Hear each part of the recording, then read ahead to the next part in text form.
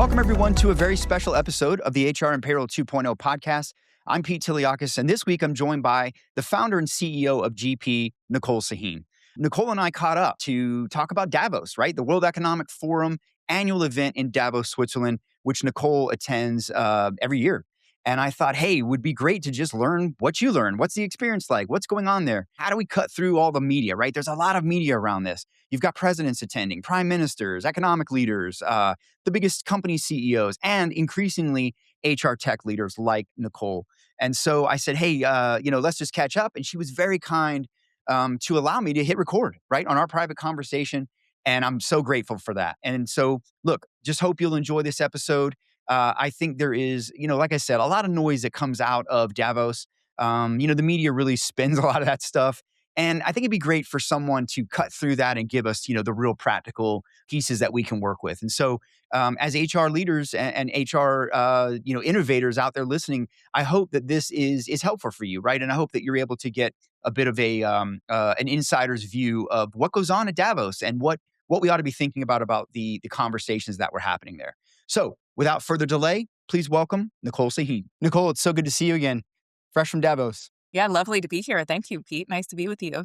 Yeah, absolutely. Look, I know you go to the big event every year, the World Economic Forum annual meeting, I think they call it, Mhm. in Davos, Switzerland, and I, would love to debrief with you a little bit on what you heard, what gets you excited, what you're seeing, what we really need to be thinking about as leaders, in HR and business, and just kind of get your pulse on what the event's like. I know most of us might never ever make it there. I've heard it's invite only. I've heard, you can go without an invite. You can still make it, but yeah, just thought we could do that if it's cool. Yeah, I'd love to talk about it. It's a lot of fun and Yeah. it's a really interesting event. So maybe you want me to just give you a breakdown of the vibe Yeah. and what it feels like Yeah. to be Well, there? let's explain what it is exactly. The Yeah. World Economic Forum annual meeting in Davos, Switzerland. Explain what the event is, maybe, and then kind of the vibe of it all. World Economic Forum is a gathering of the world's most highly placed people in the world. So and what I Yeah. mean by Yeah. that is All the most presidents. powerful people. Yeah, it's all the trade ministers, all the presidents, all the prime ministers, big government leaders, but it's also big company executives. So any big company, any big public company would have a presence at Davos. But at Davos, it wouldn't be like the VP of communications is there. They might be, but it's like the CEO, the COO will be there. And then there's also a group of tech pioneers. So I was there as part of the unicorn founders cohort. Companies who have $1 billion in valuation plus that are led by a founder, they'll invite the founders to go. And then finally, they have a contingent called I think it's called the World Changers Group, something like that. But these are people under the age of 30 who are making a big impact on the ground, Cool. whatever country they're in. And Yeah. they're like social change agents. So, somebody who has drastically contributed to clean water in the Congo or is working to end poverty, but has already been accomplished in a big way somewhere around the world. So like the Sacred Headwaters Alliance, which is a group of 30 indigenous nations in the Amazon that are working to save the sacred headwaters of the Amazon rainforest, they'll have a contingent that goes there. And the vibe is there's a few things. First, executives go because it's the place where you're most likely to be able to you can get half a year's worth of meetings done in 1 week. I So, for bet. example, normally if I wanted to go meet the chief strategy officer and CEO of ADP, Workday, SAP, and I don't know, name a handful of other companies, that would take me months. Like I'd be flying all Yeah. over Yeah. to do that. Instead, I can get all my meetings done in like 2 days. But then another key reason people like to go is it's just like the mind share. Like literally Yeah. anybody that you bump into in the cafeteria line or what getting up a cup of coffee is going to be really interesting and have something interesting about the world to say. So there's the productive value of it. There's the interesting people value of it. And then there's government, corporate people, but then there's all these people who are really invested in doing something awesome in the world, like creating change, like a cryptocurrency founder, Right. like people who are like, I'm going Yeah. to change the world system. That's what I'm here to do. And having that many people who are really interesting in one dense, it's a small village over 5 days. It's just an incredible opportunity to be around some interesting people. Yeah, I can only imagine. I can only imagine. I know folks like yourself who have been and talked about just the value of the time there. Mhm. And just yeah, and it is a bit of a who's who. But tell me a little bit about about the fashion of it all. I feel like there's a big fashion slant. I even feel like now I've not been to this either, but I've had a lot of again associates who have South by Southwest. There feels like there's a little bit Yeah. of South by Southwest kind of happening to Davos. It being a little bit of innovation, a little bit of art, maybe. Is there some Yeah, of that? it's so funny that you say that because we were actually comparing it to Burning Man, which is a music Okay. festival out in the desert, and which is funny because to get to Burning Man, you have to drive an RV for a couple days. Yeah. You may or may not, make it into the camp your first day. It's rustic, it's like porta potties, RVs, camping, but it's amazing. It's a lot of fun. Yeah. And Very there's cool. something about Davos that is like that because there's not enough housing. Just to give you some context, it was like $50,000 to rent a two-bedroom apartment for 5 days. Wow. That's a lot, you know? So there's no housing, there's no food. It's hard to find food unless because basically all the restaurants are booked out. So, like, the Yep. way that it works is like, let's say GP wants to host all of its business partners, we would book out a restaurant one night. So we're inviting all our business partners at once. And so in order to eat, you really have to have an invitation to one of these hosted dinners. It's everybody's hosting dinners. There's not a lot of content there's not there is a whole event put on by the World Economic Forum, but it's the surround sound in the village that is also happening. And so there's this Yeah. packed schedule. All the restaurants are booked, everything's booked. And so either you're doing that for dinner or you're like literally eating out of a gas station. Yeah. So it's kind of funny. So and yet there's miracles that happen. And that's another thing that's similar to the Burning Man, which is like you can walk out the door and you're thinking you're going out to get a cup of coffee and actually you're thrown up on stage and given a Forbes and somebody's interviewing you and putting you on Forbes Wow. magazine, you know? So Wow. That's awesome. it's awesome. And so and Yeah. so you have to be prepared for anything at any moment, but also be I willing to love it. a little bit. I love it. How about your fashion? Do you lean into the outfits? Do you get a Davos kit to go I when you I go think out the there? important thing is shoes because you're Yeah. walking through a village where they don't clean the sidewalks because it's Yeah. eco-friendly, and so you're walking through a snowy cobblestone sidewalk street, Right. and of course we wanna look nice, so it's like a Yeah. combination. One thing I noticed too is I want to talk to people who look interesting, not people who are Yeah. wearing a suit, so it does help a little bit to just bring your Yeah, own yeah. house, you know? I spent a month almost in Switzerland last year, and we really enjoyed, some of the little ski villages, and I can only imagine, like, all these people, and many of them, very pretentious, very, very, very well-to-do. I'm sure they have expectations for what they want. It's gotta be very fascinating, but, look, I wanna come back to something you said about running into an interesting person everywhere.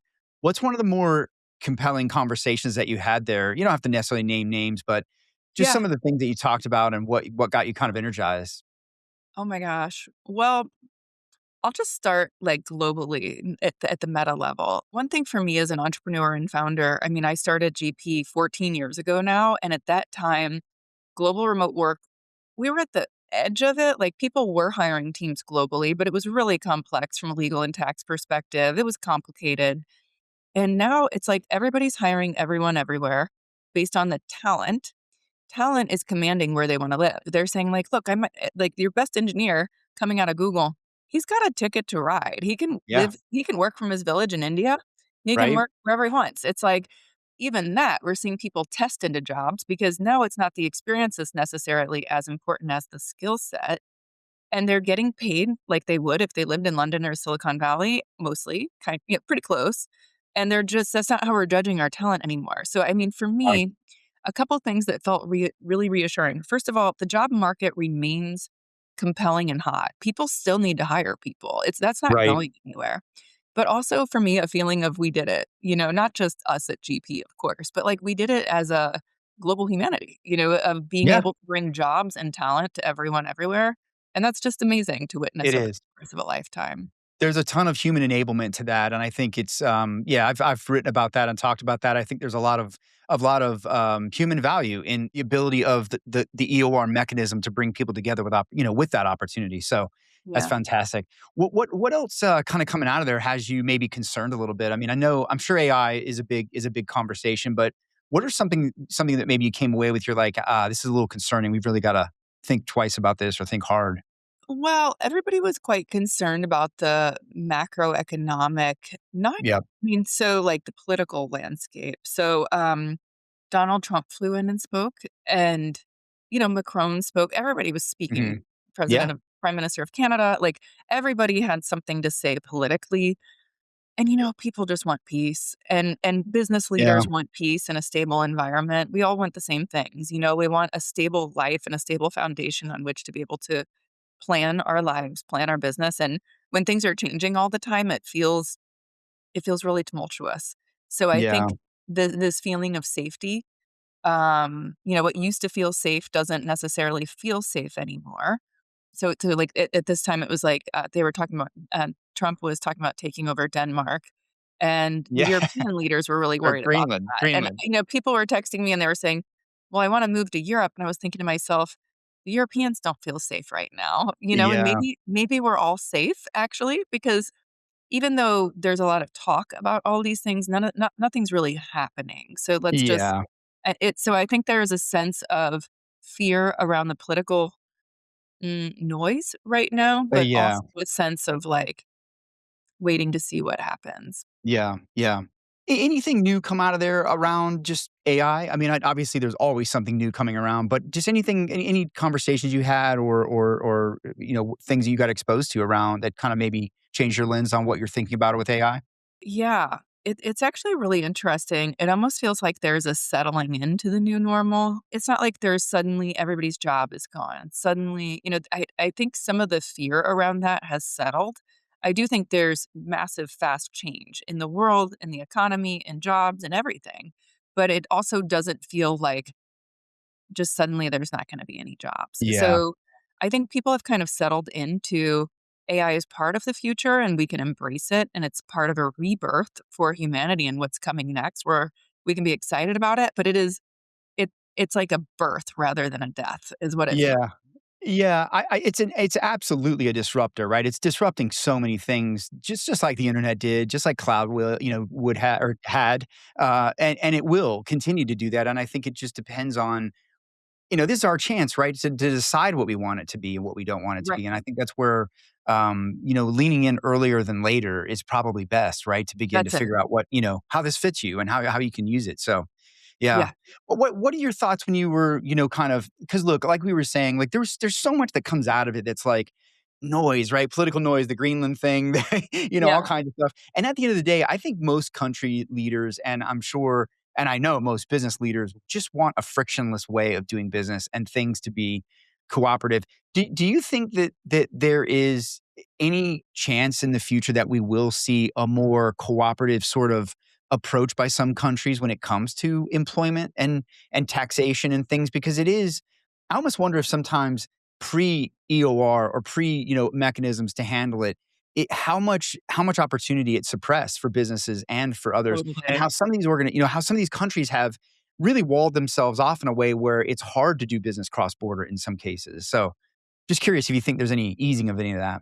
Well, first, yes, and it's happening on a country by country basis, and the changes are it's fascinating, but government matters. That's one thing I've learned just watching the landscape Yeah. over the last many years. So, just an example is India.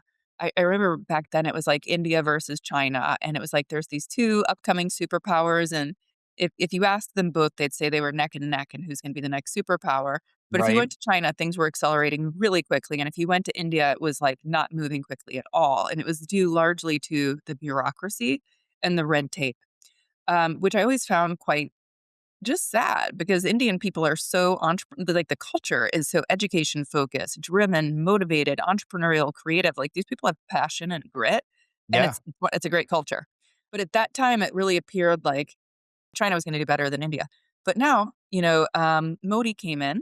I know he's a controversial leader, but what he's done in terms of digitization of the economy and the ability for the Indian economy to run so much more smoothly just shows the power of competent leadership, technology. So, what they've done over the last, it's been maybe, I'm not sure how many years, but at least 8, they digitized the entire Indian economy. So, Yeah. everyone, even the beggars on the street, are accepting digital payments. That Wow. is huge for a country of over a billion people. Yeah. They did away with, how MasterCard and Visa charge 3% on top of every transaction. They built their own because 3% is a lot. Yeah. It's just like the digitization of that economy, and now we're seeing so much entrepreneurship and talent coming out of India, and it's one of the leading places in the world for tech talent. It's Yeah. amazing, and Yeah. it's no longer just the back office. It used to be people were gonna hire their back office accountants in India, maybe some customer service support that would be low key behind the scenes. Now it's like we're gonna hire our best and brightest minds in India, if Yeah. that's where they are, and put them Or at the head wherever. of it. Right. Yeah. So that's an example of the types of changes that happen when the right people are in the right places. Yeah. Yeah, agreed. Do you see, I mean, look, the media's been talking a bit about how, like, look, a lot of the job loss in some of the enterprises has not actually been AI. It's been, maybe some automation, some other things, probably some overhiring for sure. But more recently, it seems like, there's some offshoring happening, right? You're seeing more low cost centers, right? Going to India, hiring talent in India, hiring talent in Manila. Do you see those countries in your side of, I mean, at GP, do you guys see a boom going that way right now?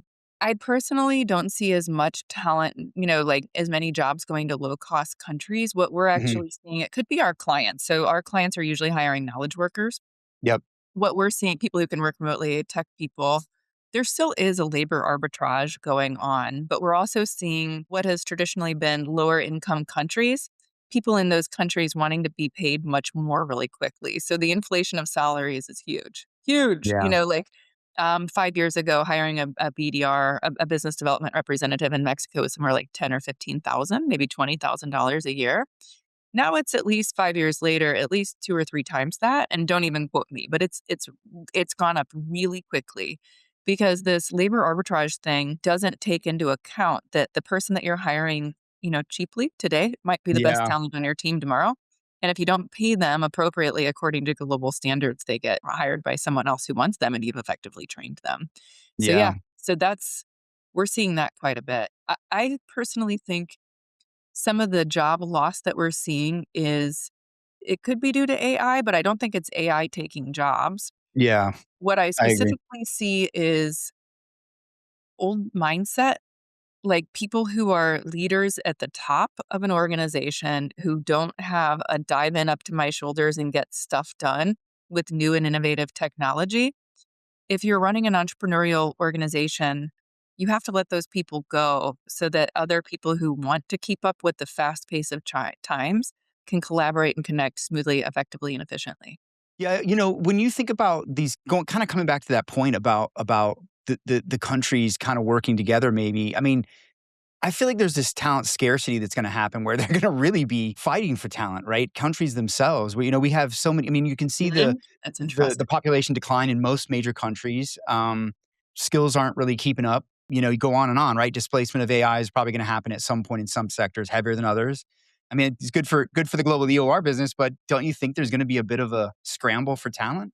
If I there's think not it's already. fascinating and it's a really good point. I mean, Yeah. we've seen that in Canada. So Canada did a really good job with its visa and immigration program to bring the best and the brightest tech talent from all over the world into Toronto, and they just like Mm. made it super easy. So Yeah. we've taken a Frictionless. different approach in the United States where we made the H-1B visa very difficult for highly valued talent to be able to live here, which personally I think is a mistake. I understand the idea of protecting jobs for Americans, but given that and what we're seeing is companies are going to hire that talent anyway, wherever they live. So you might as Yeah. well have them in the US borders where we're all generating tax and collaborating together. Like we want the best and the brightest. Do you think we're making any progress with EOR? Is it becoming mainstream in Davos? Are you guys, I know more Yeah. you and your peers are showing up. Is it becoming more understood? Totally. It's actually it still is not as understood as one would expect, but It's somehow not. I can tell people what I do and they get it. I So know. that's a huge change. But yeah, the idea that you don't have to deal with legal, tax, and HR issues to hire people globally is just such a game changer. It is Yeah. getting much more acceptable. I think part of why it's more acceptable is because lawyers, tax advisors, accountants, governments are all saying, yeah, this is an acceptable way of doing business. The governments get paid the same amount of taxes. The people in country are well taken care of. If it's a well-run organization, you have to choose a good EOR. But if the EOR does their job properly, then everybody's getting paid, the laws are being followed. And I do think that's an example, going back to your previous question, Pete, of will we come up with ways to do business more easily globally? And I think the Yeah. answer to that is yes.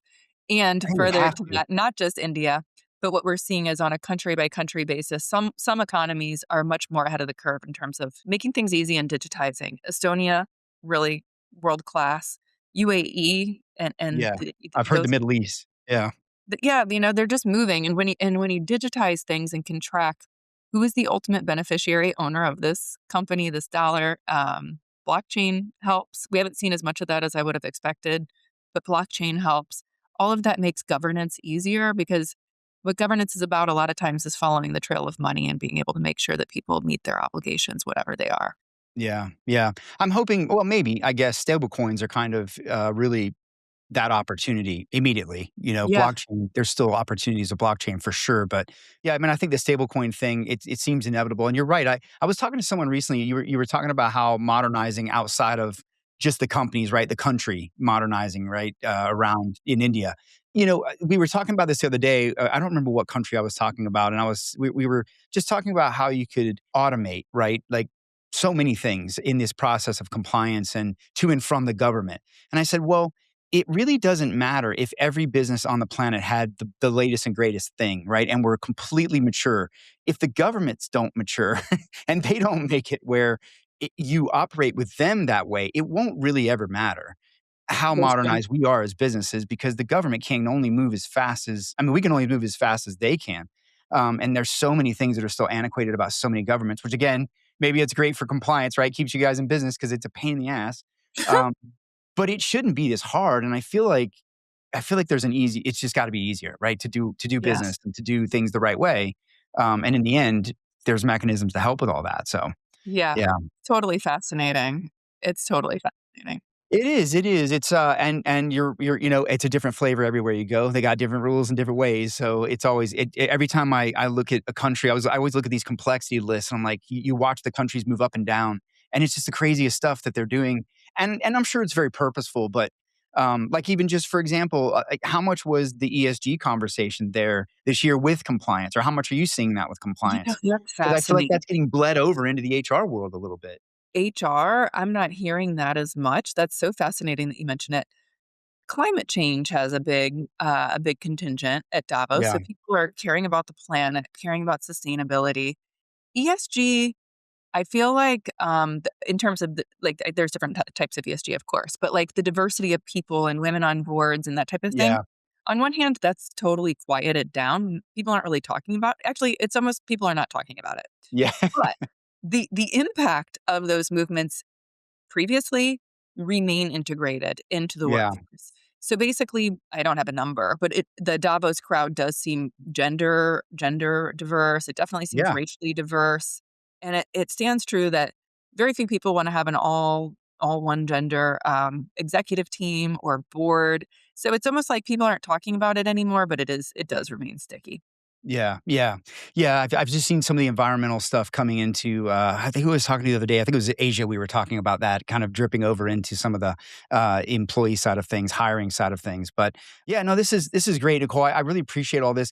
I want to ask you this one thing to kind of close out. Like as you look forward to next year, right? I mean, you're a Davos veteran. I know you've been a few times.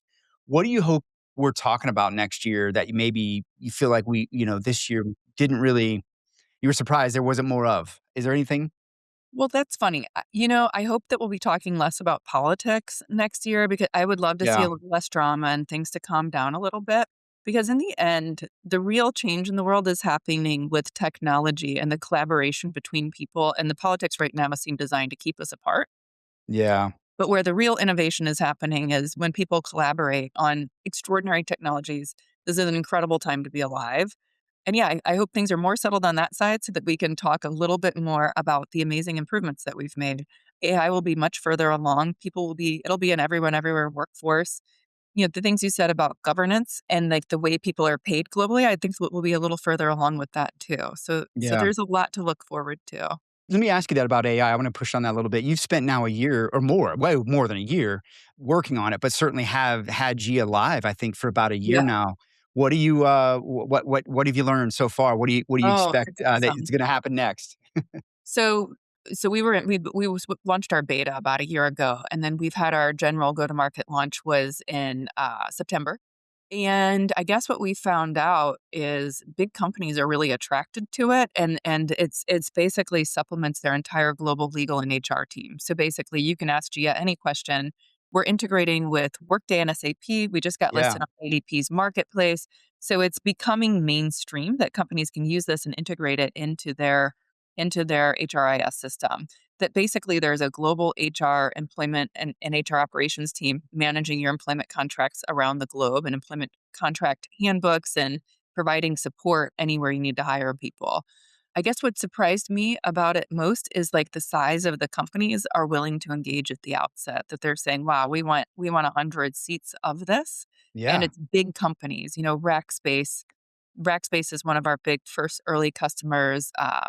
We have a lot of bigger companies that really want it. And I guess what's interesting to me is that bigger companies seem to be taking the leap on innovative AI products earlier than startups. That's fascinating. I think yeah. That's startups, interesting. yeah, Yeah, startups are using like the small daily tools. So like I'm sure yeah. they're using like, They're oh, normally the bleeding edgers.